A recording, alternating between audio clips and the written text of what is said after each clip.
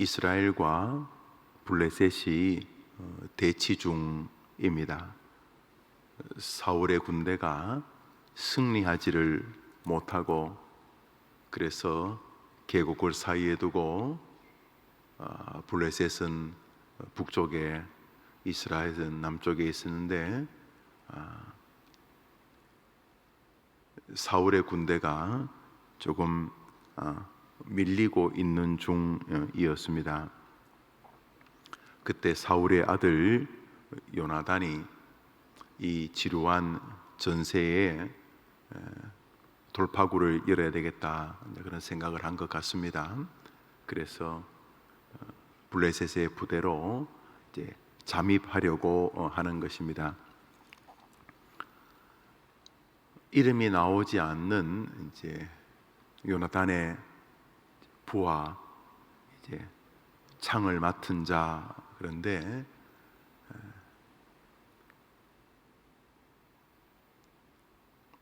임금의 아들이고 왕자다 보니까 아마도 가치 있는 무기를 들었든지, 또 뭐 최소한 창이나 방패가 몇 개의 무기를 들고도 들 수 있을 만큼 가벼운 것은 아니었는지, 그래서 요나단의 부하 혹은 측근에 있는 비서와 같은 한 명과 함께 이제 계곡을 건너 블레셋 진영으로 이제 건너가려고 합니다.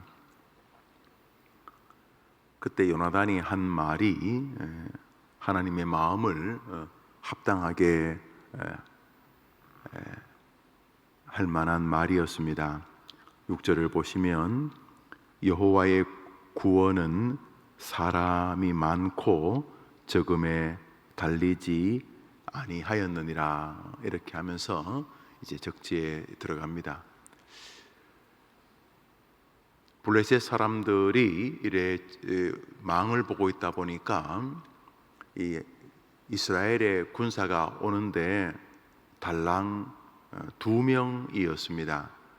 요나단과 요나단의 부하 2명입니다. 블레셋 군대가 보기를 아마 활 쏠 만한 거리 밖에 있었는지 아마 비아냥거리면서 이 쥐새끼 같은 녀석들아, 뭘 보고 있냐, 건너와서 싸우자, 이렇게 말을 한 것 같습니다.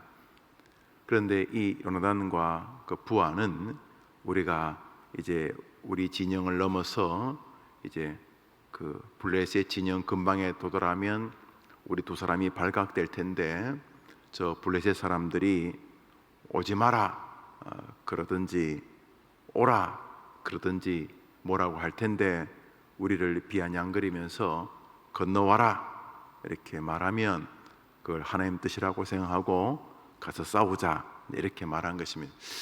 멋있는 말이지만 거의 두 사람이 죽기를 각오한 것이라고 보아야 할 것은, 특공대라는 게 숨어서 일명 스나이퍼 그러죠, 암살을 하든지 자신의 자리가 발각이 되지 않아야 되는데, 이 두 사람이 대명천지에 그 수십만의 블레셋 사람들에게 발각이 되어지면은 건너오면 죽인다, 건너오지 말라는 거죠. 아니면 하도 가소로니까 그 어정거리지 말고 빨리 와라, 한번 붙자, 이런 둘 중에 하나일 텐데, 우리가 분명히 가다 보면 발각될 텐데, 그 사람들이 건너오면 쏜다, 건너오지 마라, 이제 그러면은 우리가 건너가지 말고 비아냥거리면서 두 마리가 왔구만, 빨리 와서 싸우자, 그러면 그걸 하나님 뜻으로 알자, 이제 이렇게 말하고 이제 건너가는데, 아니나 다를까 그 이스라엘 진영을 몰래 빠져나온 것은 또 아버지 사울이 알면 가지 마라 그럴 테니까, 그래서 두 명이 몰래 빠져나와서 블레셋 진영에 딱 근방에 도착하자 이미 블레셋 진영이 망을 보고 있었던 것이죠. 그래서 이놈들아 빨리 건너와서 싸우자, 이렇게 된 것입니다. 그래서 이제 건너가서 이 두 명이 싸우게 됩니다. 그러면 이제 우리는 뒷장에 두 명이 장렬하게 싸우다가 전사했다, 이런 소식을 이제 볼지 않겠습니까? 많은 그렇게 되지 않았습니다. 11절부터 우리 몇 절을 같이 읽겠습니다. 11절입니다. 읽읍시다.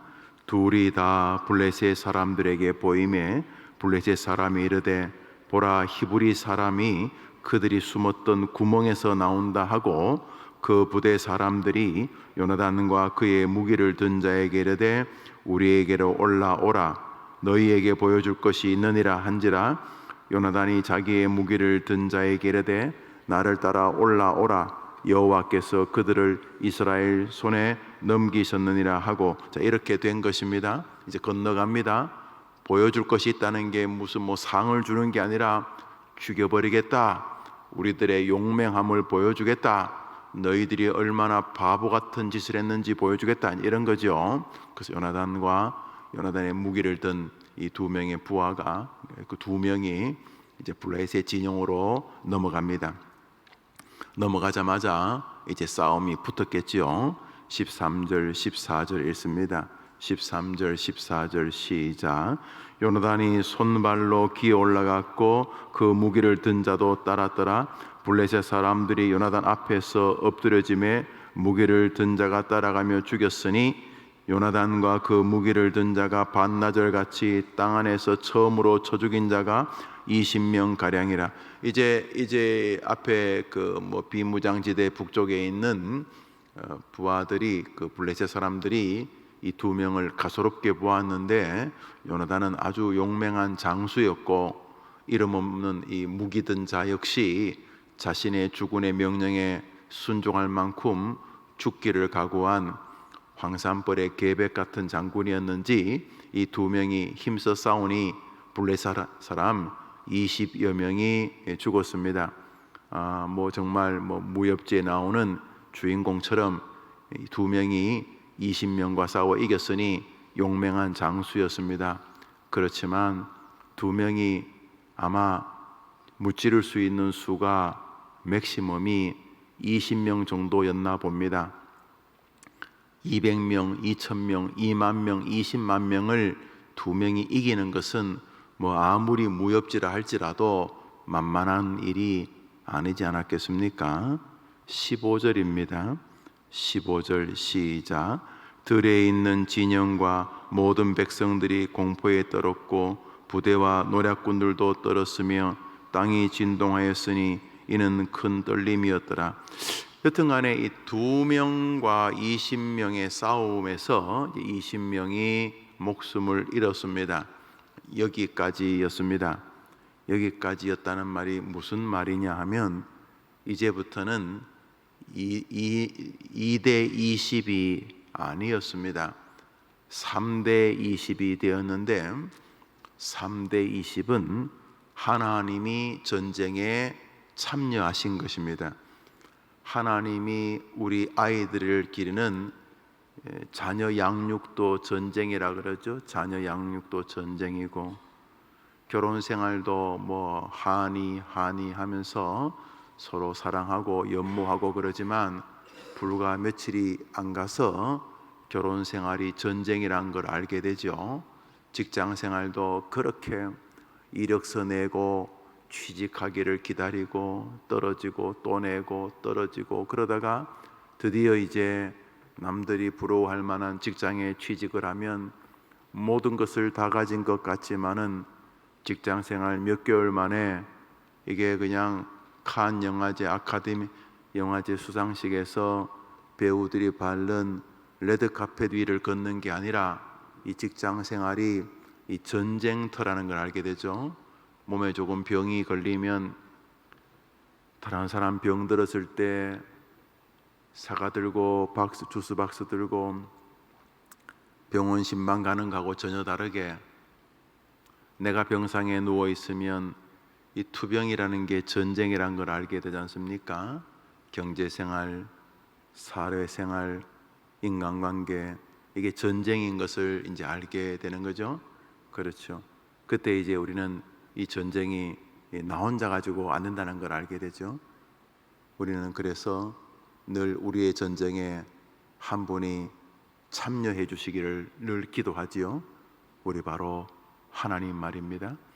하나님이 전쟁에 개입하시자 전쟁의 양상이 달라졌습니다. 성경 말씀을 보겠습니다. 20절입니다.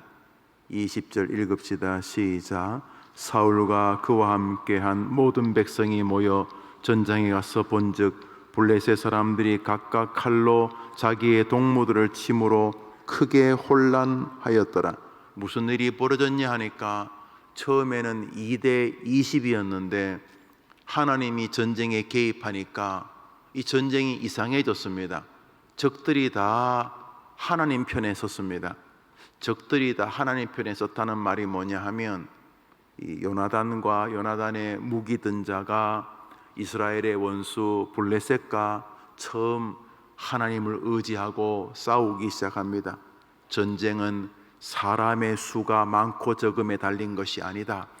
하나님께 달렸다. 그러고 이제 요나단과 그 부하가 적지에 믿음으로 뛰어드니까 하나님께서 사울을 비롯한 믿음 없는 허접한 사람들이 진을 치고 있는 동안 가만히 계셨던 것이죠. 그런데 사울답지 않은, 사울 가문답지 않은 요나단의 등장이 하나님을 격동시키신 거죠.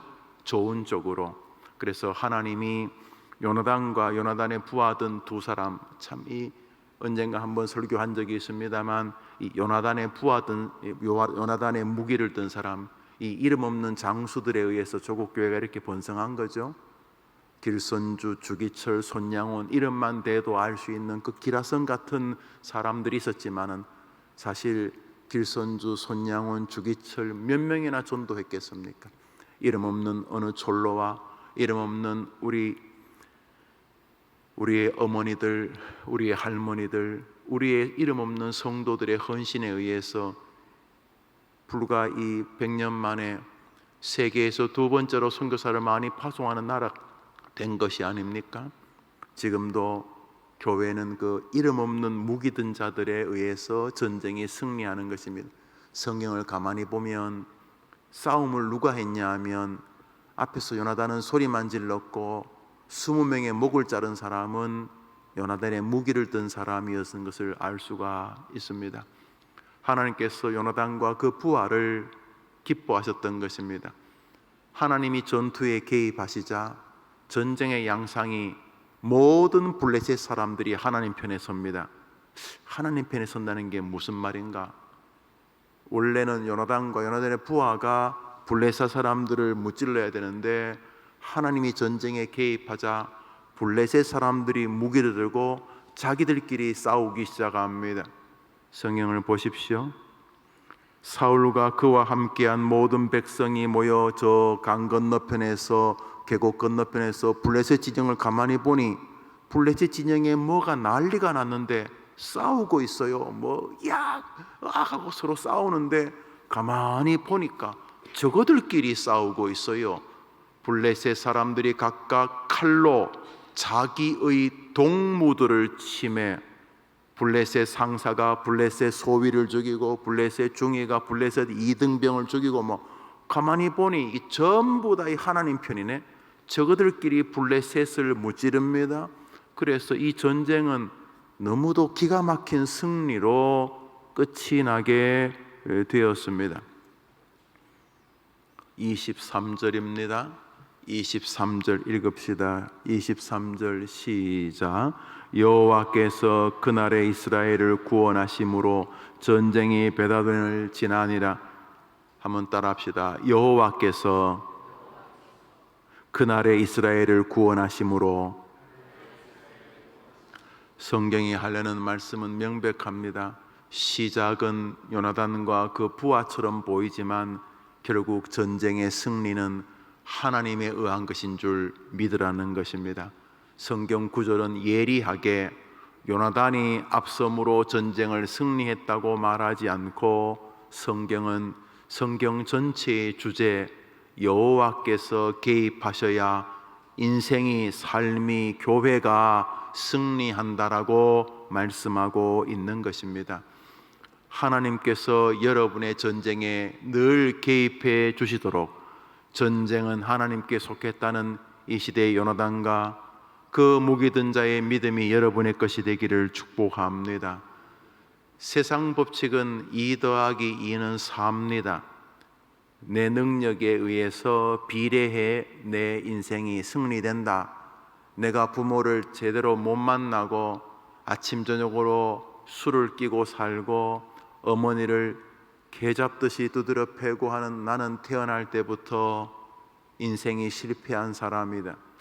태어날 때 부모님이 돌아가시고 할머니, 이모, 고모 또는 소녀는 이런 데서 내가 자랐다. 그래서 나는 인생이 실패한 것이다. 이렇게 말하는 것은 2 더하기 2는 4지요.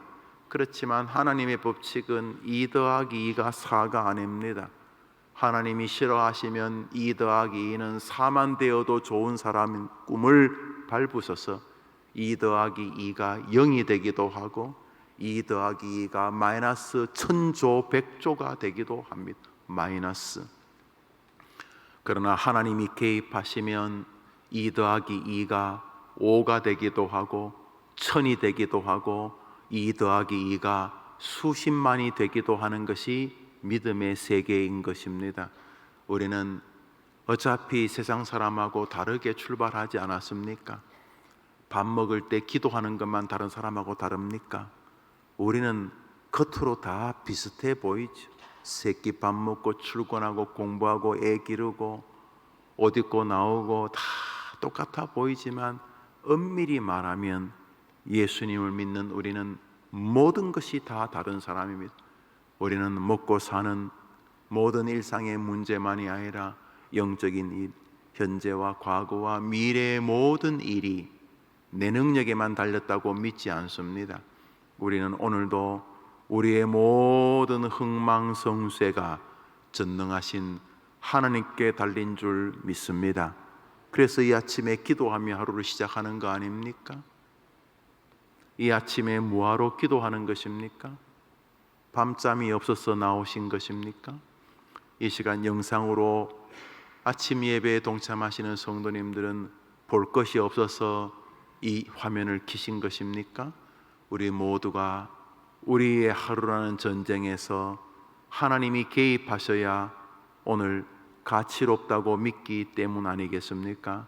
오늘 여러분이 하나님께 모든 전쟁이 달렸다.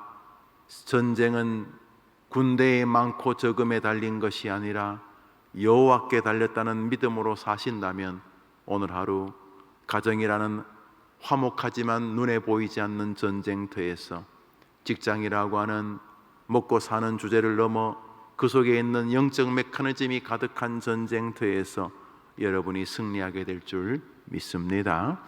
하나님이 개입하시면 그 어떤 전장도 승리의 환호로 바뀌게 될 줄 믿습니다. 오늘자 날주 예레미야서 51장입니다. 오늘자 날주 예레미야서 51장입니다.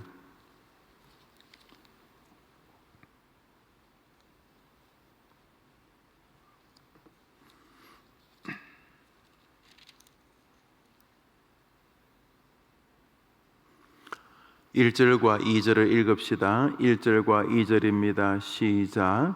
여호와께서 이와 같이 말씀하시되 보라, 내가 멸망시키는 자의 심령을 부추겨 바벨론을 치고 또 나를 대적하는 자 중에 있는 자를 치되 내가 타국인을 바벨론에 보내어 기질하여 그의 땅을 비게 하리니 재난의 날에 그를 애워싸고 치리로다. 당대의 바벨론은 지금 미국, 프랑스, 영국, 중국, 소련을 합친 것만큼 강대국이었습니다. 원래 이스라엘이 하나였지 않습니까? 솔로몬 이후에 르호보암이라는 좀 덜 떨어진 아들이 임금이 되었습니다. 할아버지 다윗이나 아버지 사울의 발바닥도 못 쫓아갈 위인이었습니다. 그랬으면 기도하고 선후배의 도움을 받으며 살면 좋을 텐데 그저 자기 또래 친구들하고 정치를 장난 비슷하게 하다가 나라가 분열이 되고 말았습니다. 그 당시에 여로보암이라고 하는 꽤 이름 있는 장수가 있었는데, 물론 아버지 이 다윗 솔로몬 때에서부터 나름대로 이름이 있던 사람이었습니다. 잘한 점도 있고 못한 점도 있는데, 여튼간에 솔로몬의 아들 르호보암이 나라를 잘못 이끌자 장군 여로보암이 쿠데타를 일으킵니다. 내가 제 헤렙이 인정한다, 다윗. 저 자식 아버지 솔로몬을 내가 인정한다. 그런데 저건 아니다. 저건 지도자가 되면 저런 사람은 지도자가 되면 안 된다. 그러면서 여로보암이 깃발을 들고 우리 새 나라를 만듭시다 그럴 때, 자그마치 이스라엘의 12지파 중에 임금을 한 번씩 배출한 적이 있는 사울의 지파, 베냐민 지파와 지금 현재 임금 르호보암의 지파, 유다 지파 달랑 2개를 빼고 나머지 10지파가 여로보암을 따라 새로운 나라를 건설합니다. 그게 사마리아입니다. 우리가 사마리아를 수도로 한 북이스라엘입니다. 그러니까 이스라엘이 우리 대한민국처럼 조선민주주의 인민공화국하고 대한민국으로 나뉘어진 것입니다. 북쪽 이스라엘, 남쪽 유다. 유다는 이제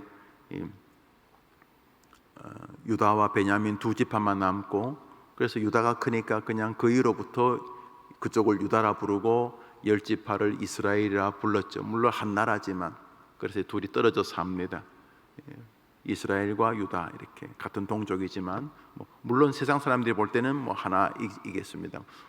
전 세계 사람이 우리나라를 코리아라고 부르는 거죠. 노스 코리아, 사우스 코리아, 코리아라고 부르는 것처럼 그런 거죠. 북쪽 이스라엘이 아수르에 망합니다. 아수르. 그런데 그 아수르를 멸망시키고 남쪽 유다까지 멸망시킨 나라가 이 바벨론입니다. 바벨론은 굉장히 강한 당대의 큰 나라였습니다. 그런데 하나님께서 뭐라고 하십니까?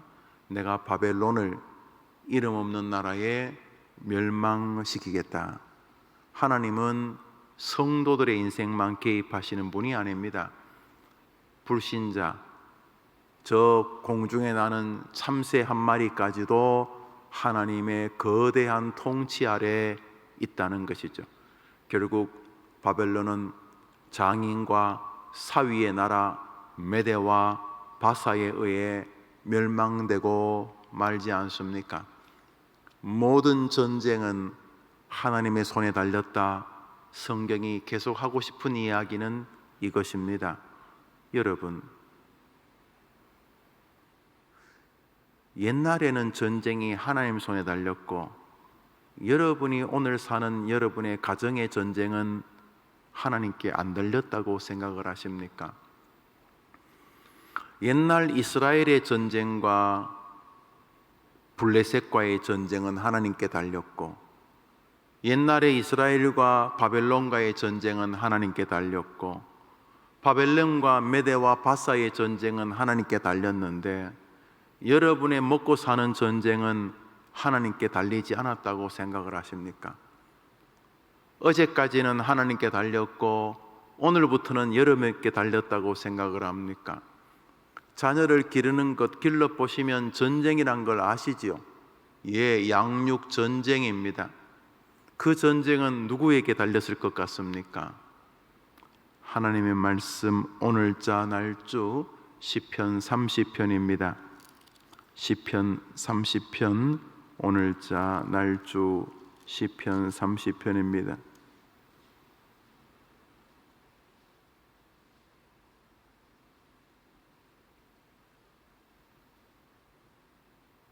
1절을 한 절 읽겠습니다.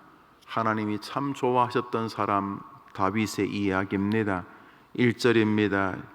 시작. 여호와여, 내가 주를 높일 것은 주께서 나를 끌어내사 내 원수로 하여금 나로 말미암아 기뻐하지 못하게 하심이니이다. 하나님께 달렸었습니다.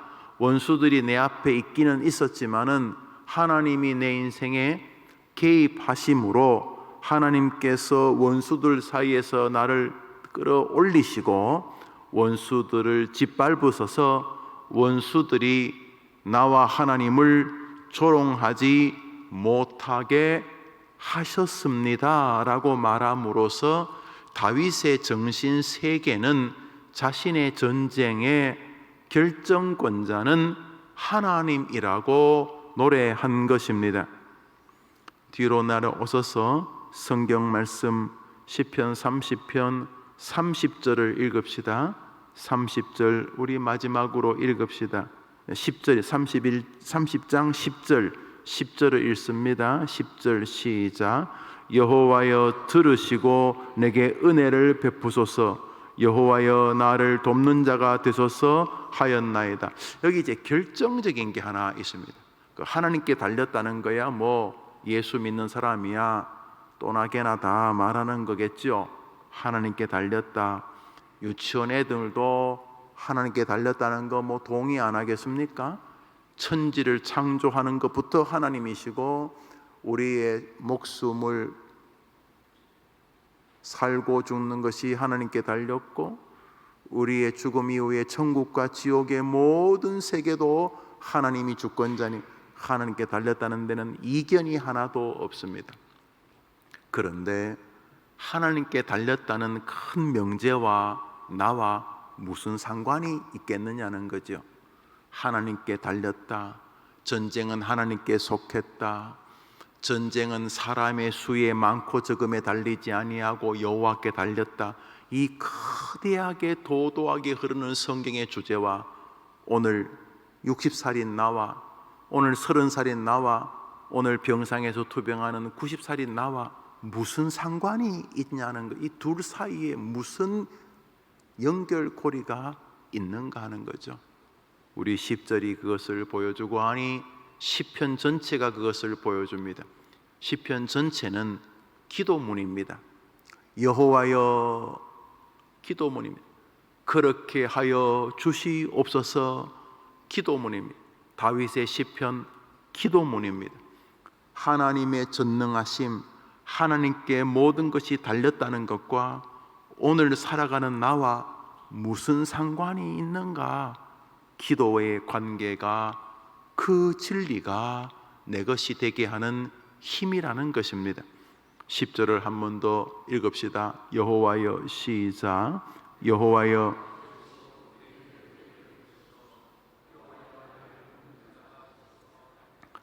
여호와여 들으시고 여호와여 그렇게 하여 주시옵소서.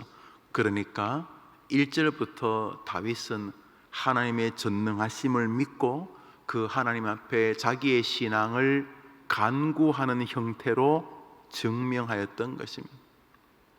너무도 놀라운 것은 기도하지 않는 시대라는 것입니다. 종교성의 시대이지요. 어릴 때부터 교회에서 나고 자랐으니 교회 생활에 익숙합니다. 나이는 이제 20몇 살밖에 안 됐지만 교회 생활에는 이골이 난 중늙은이 같은 친구들 많습니다. 나이가 60, 70 지나면서 교회 생활에 오래 몸담다 보니 교회 생활이 전혀 어색하지 않습니다. 초신자들이 처음 나왔을 때 예배당이 아니라 하나님이 계신 곳이라는 떨림이 있고 두려움이 있고 갈망이 있고 사모함이 있는 것은 유치하게 보입니다. 옛날에 다 했어. 내가 다 그런. 지금은 능글능글한 능구렁이가 되어서 지난주에도 설명을 했나요? 한때는 참 아름다운 돌멩이였는데 그 교회라고 하는 물속에 담겨 있으면서 그 존재가 더 빛나는 것이 아니고 이리저리 뭐가 자꾸 끼면서 미끌미끌해져 버렸습니다. 왜 이렇게 탁한 물에 이렇게 놔두면은 돌이 이끼가 껴서 막 미끌미끌 하잖아요. 믿음 생활이 어느덧 이상해져 버렸습니다. 그래서 교회 생활은 능수능란한데 하나님이 보실 때에 진정한 기도가 없습니다. 한 주를 살 때 말씀의 은혜가 안 받아, 말씀의 은혜가 없어도 능히 삽니다. 이빨이 없으면 잇몸으로 이러면서 외형적으로 교회 생활에 능수능란해지지만은 영혼은 가물대 논밭처럼 쫙쫙 갈라져 있습니다. 그 갈라진 영성을 애써 여러 가지 교회 직분과 직책이나 교회 일거리로 메우려고 하지만 주님이 속아 넘어가실 리가 없겠지요. 그렇지 않습니까? 교회 일하러 오시면 안 됩니다. 교회는 여러분 일 안 하셔도 돼요. 교회는 하나님이 하시는 곳이거든요. 그래서 내가 하나님 앞에 전능하심에 대한 신뢰가 굉장히 큰가? 진짜 하나님께 달렸다고 내가 믿고 있는가? 그 믿음이 내 기도로 오늘도 하나님 앞에서 하나님께 달렸는데 내가 너무 이렇게 좌절하는 것은 이건 너무 하나님 앞에 진짜 잘못한 거 아닌가? 또 반대로 하나님께 주셨는데 마치 내가 무슨 자수성가해서 대단해된 것처럼 교만하다면 이것도 하나님께 달렸다고 믿는 것이 아니지 않는가? 아니 진짜 하나님이 주셨다고 믿으면 어떻게 그런 식으로 다른 사람을 대하고 어떤 식으로 그런 식으로 자기에게 주신 은혜와 재능과 뭐 그런 것들을 대할 수 있을까? 이렇게 오늘도 전능하신 하나님께 달렸다는 것이 말할 수 없는 위로가 되지만 동시에 하나님께 달렸다는 것이 내 삶이 되기 위해서는 반드시 기도로 그 은혜가 내게로 넘어와야 될 줄 믿으시기를 바랍니다. 그래서 갈수록 더 많이 기도하고 기도하면서 늘 자신에게 이렇게 미끌미끌하게 붙어있는 종교적 레태를 자꾸 제거하고 오늘도 하나님 앞에서 어린아이 속살처럼 겸손하고 겸비하게 믿음의 길을 걸어가는 것이 멋진 목사와 멋진 성도의 길이 아니겠습니까? 우리 한번 따라합시다. 전쟁은 사람의 수의 많음에 달린 것이 아니고 적의 수의 많음에 달린 것도 아니고 나의 하나님께 달렸다. 그것이 여러분의 신앙이 되고 여러분의 그런 신앙이 여러분의 후손들에게도 전수되어지게 되기를 바랍니다. 오늘 하루 하나님께 달렸다는 이 아름다운 명제가 여러분의 마음이 계속 하나님을 향해 기도로 나타나게 되기를 주님의 이름으로 축복합니다. 주님 가르친 기도로 예배를 마치고 우리 자유롭게 기도하고 하루를 출발합니다. 하늘에 계신 우리 아버지여, 이름이 거룩히 여김을 받으시오며 나라의 임하옵시며 뜻이 하늘에서 이룬 것 같이 땅에서도 이루어지이다. 오늘날 우리에게 일용할 양식을 주옵시고 우리가 우리에게 죄 지은 자를 사하여 준 것 같이 우리 죄를 사하여 주옵시고 우리를 시험에 들게 하지 다만 악에서 구하옵소서. 회개의 나라와 권세와 영광이 아버지께 영원히 있사옵나이다. 아멘.